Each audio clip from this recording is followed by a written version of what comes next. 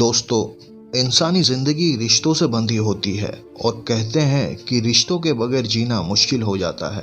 कुछ रिश्ते हम ऊपर से ही लिखवा कर लाते हैं और कुछ रिश्ते हम इस दुनिया में बनाते हैं, या यूं कहिए कि हम हमारे विवेक से रिश्ते बनाते हैं।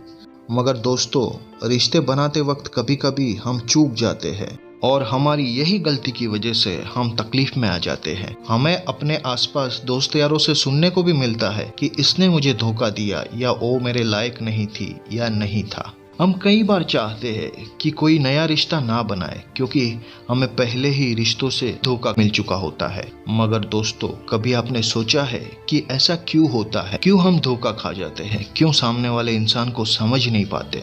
और जब हम इन बातों को सोचते हैं तो बस एक ही बात हमारे दिमाग में आती है कि मेरी तो किस्मत ही खराब है और मैं पागल था या पागल थी कि मैंने उससे रिलेशन बनाया। यही तसल्ली अपने आप को देकर उसे भूलने की कोशिश करते हैं और फिर यही सब भूलकर फिर से वही गलती की ओर कदम बढ़ा देते हैं। मगर दोस्तों, आखिर कब तक ये सब चलता रहेगा? क्योंकि अपनी गलती का दोष हम किस्मत को तो नहीं दे सकते। इसीलिए आज अभी मैं आपको इंसान पहचानने की ऐसी बातें बताऊंगा जिस पे अमल करके आप कभी गलती नहीं करेंगे और ना ही अपनी किस्मत को दोष देंगे। तो दोस्तों, सीधा पॉइंट पे आते हैं।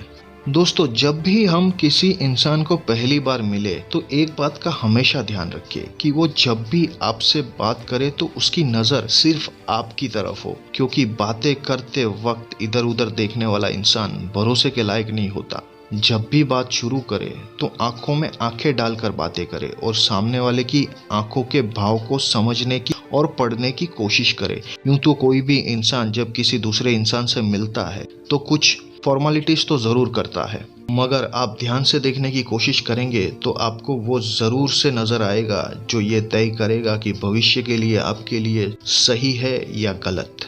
दूसरी या तीसरी मुलाकात में इस बात पर गौर जरूर करें कि सामने वाला स्वाभाविक हाव भाव से बातें करता हो। अगर उसके बात करने में हड़बड़ाहट और बॉडी लैंग्वेज अस्वाभाविक लगे तो इस बात पर विचार जरूर करें और इस बात का ध्यान रखें कि आगे जब भी मिले तो औपचारिक रहे। फोन पर बातें करते वक्त सामने वाला आप पर छोटी छोटी बातों पर बहस करे या गुस्सा करे तो सावधान हो जाइए। इन बातों को इग्नोर ना करें। आप जब औपचारिकता दिखाए और तब सामने वाला बेवजह आपके करीब आने की कोशिश करे या आपको टच करने की कोशिश करे तो संभल जाए और यहीं पर बात खत्म कर दे।